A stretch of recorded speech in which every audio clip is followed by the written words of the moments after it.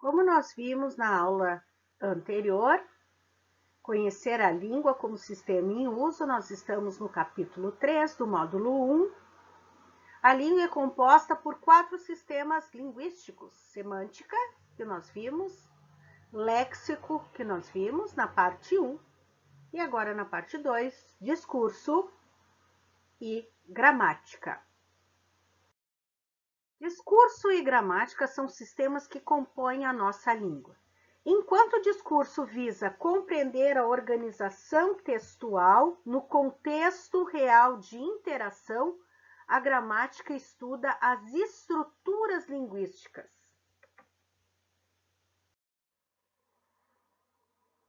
O que é o discurso? É compreender a organização textual no contexto real de interação. Quem fala, para quem e por quê. Toda situação que envolve a comunicação dentro de um determinado contexto e diz respeito a quem fala e sobre o que se fala. Um exemplo que eu coloco para a gente analisar o discurso, gurizada, é essas duas charges aqui, que já foram colocadas, já foram atividades de Enem, principalmente esta aqui da rede social.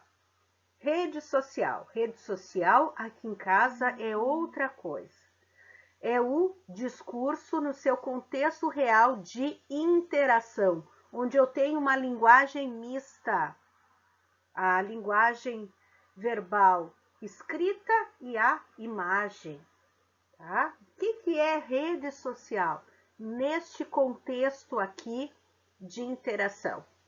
Não tem nada a ver com as redes sociais, as plataformas digitais que a gente se comunica, né? É o contexto, é a realidade de muitas das pessoas da nossa sociedade, do nosso país.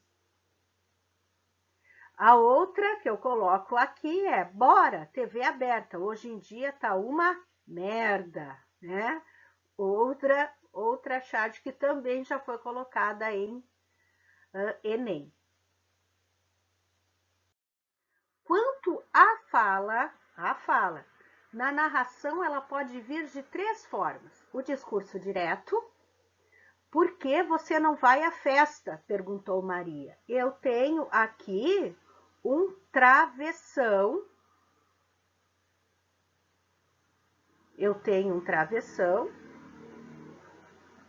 Onde está me indicando que tem um discurso direto, ou seja, o personagem, a fala do personagem.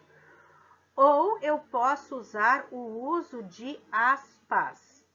O uso de aspas é muito frequente nos textos de notícia e reportagem, nos textos jornalísticos. O uso das aspas é muito frequente. Poucos são aqueles que utilizam o travessão nos textos jornalísticos. Faltou um pouco de capricho no último passe, disse Renato Gaúcho, uma fala que saiu dele na imprensa. Eu vou à festa se você me acompanhar. Ao discurso direto, ao travessão, disse João. Passando para o discurso de indireto, porque indireto não é a própria fala do personagem ou a própria fala do entrevistado, que nem numa notícia de jornal, ou do personagem numa história de ficção, onde quem está escrevendo o texto escreve com suas palavras a fala do personagem ou no texto jornalístico a fala do entrevistado. Passei essa aqui para o discurso indireto. João disse que ia à festa se Maria o acompanhasse. E a terceira forma é o discurso indireto livre. Como é isso? É quando a narrativa ela é interrompida para dar lugar a uma fala. Pois bem, como assim? Vamos lá. Vou pegar o marca-texto aqui. Maria falava muito baixo. Não achava ético conversar mesmo com o som da voz moderado, normal para a maioria. Isso aqui tá claro que é o discurso do narrador. Lá pelas tantas, aparece isso aqui. Conversar para outros ouvirem? Para quê? E todo mundo tem que saber o que faço ou o que penso? Então, é quando a narrativa é interrompida para dar lugar a uma fala. Tá aqui a fala, ó. Certo? Barbadinha, né, gurizada? Agora vamos aprender sobre a gramática, que são as estruturas linguísticas da língua.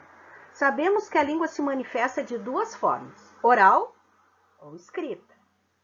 Veremos agora como seu sistema gramatical organiza-se a partir de uma reflexão sobre os três aspectos que contempla esse sistema gramatical. O fonológico é a parte da gramática que estuda o fonema, o som das palavras. O fonológico, inclusive, ele vai ser detalhado e explicado na próxima aula. Eu só estou passando agora para vocês o conceito. A gente vai ver o morfológico e o sintático. Se não existe limite para as coisas serem nomeadas, não há limite para as formas lexicais. Relembrando, o léxico é o conjunto de palavras pertencente a determinada língua, o nosso acervo de palavras que a gente vai lá e busca para poder se comunicar. Então, vem a necessidade de separá-las em categorias ou classes e por propriedades e características. Estudo esse que é feito pela morfologia. Olha só essa tirinha para ilustrar o conceito de morfologia. Hamlet, o que é amor?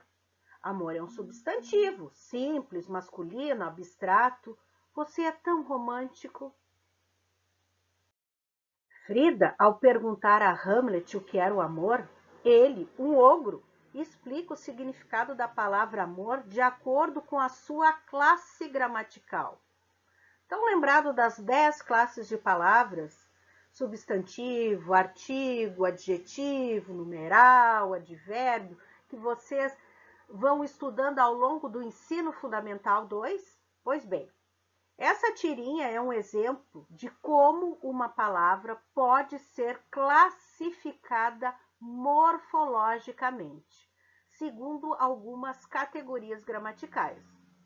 Substantivo simples, ele está dizendo que amor é um substantivo simples, masculino e um substantivo abstrato, que é aquele substantivo que é o sentimento. Eu não consigo tocar, eu não consigo ver, mas sim sentir. Ó, ensino fundamental. Divididas em classes gramaticais, é preciso ter uma organização para que as palavras estabeleçam um nexo comunicativo, um sentido. Na tirinha, Frida pergunta: Hamlet, o que é o amor? Mas se dissesse que o é e o Hamlet amor, não teria nexo nenhum essa oração, nenhuma, eu não ia entender. Ou seja, a organização que permite que as palavras sejam portadores de sentido, que não existiriam fora da construção, ou seja, as palavras dentro desta oração, quais são os sentidos que elas têm, e é determinada pelo sistema de regras estruturais chamados de sintaxe.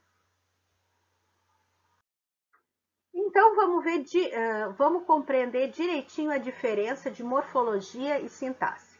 Portanto, as palavras podem ser estruturadas sob os dois aspectos. Quanto à sua classificação morfológica, que foi o conceito morfológico que o Hamlet deu para a palavra amor. Ele disse que era um substantivo, né? Abstrato, masculino. Ele deu a classificação morfológica, aquela famosa classificação dentre as 10 classes de palavras. E 2, quanto à sua função sintática, a sua sintaxe. Qual é a função que a palavrinha amor está ocupando dentro daquele contexto de sujeito, de objeto direto, de verbo transitivo, que é aquele verbo que pede complemento verbal, ou seja, objeto direto, objeto indireto, verbo intransitivo, aquele que não pede complemento verbal. Vamos lá, vamos explicar mais um pouco isso. Na morfologia, nos interessa saber a classificação das palavras de acordo com as suas características. São as famosas 10 classes gramaticais. É estudar isoladamente as classes de palavras. Entre aspas, né? Porque eu estou colocando um exemplo assim de forma mais assim coloquial, aquilo que a palavra é.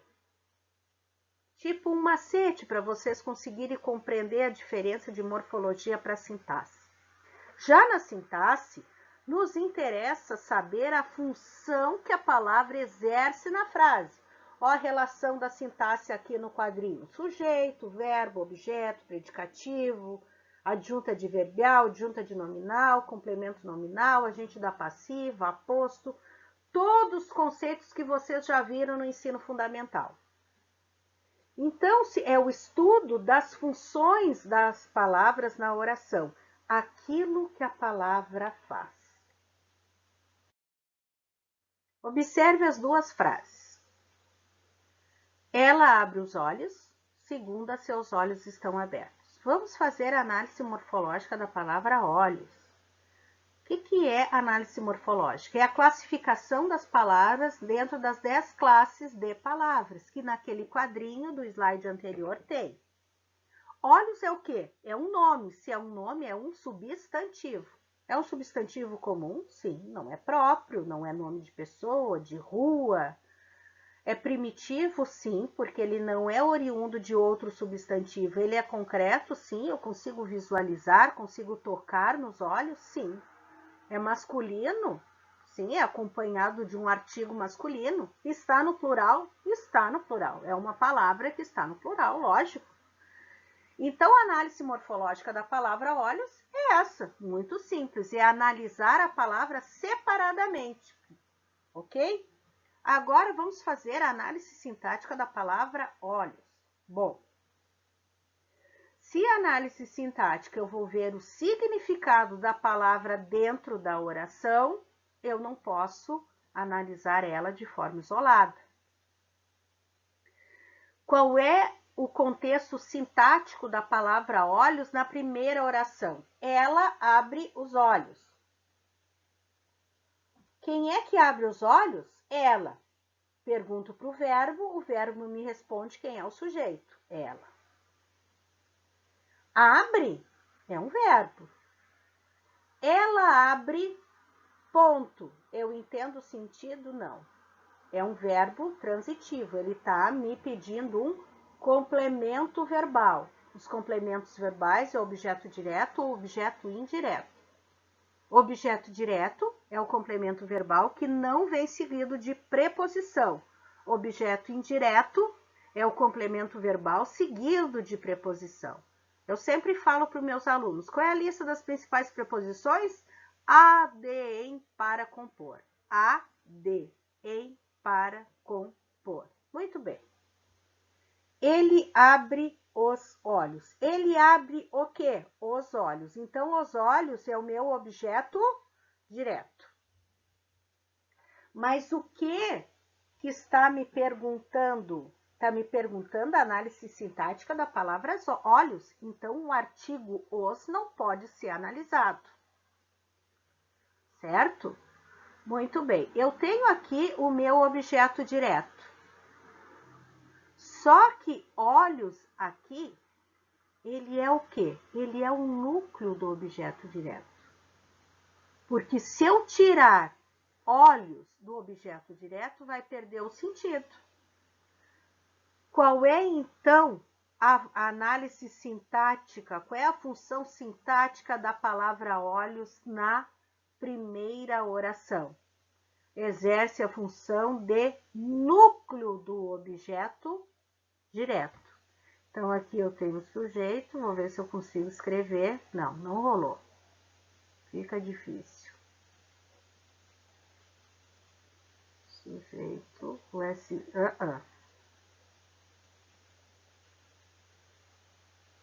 sujeito, verbo, transitivo direto,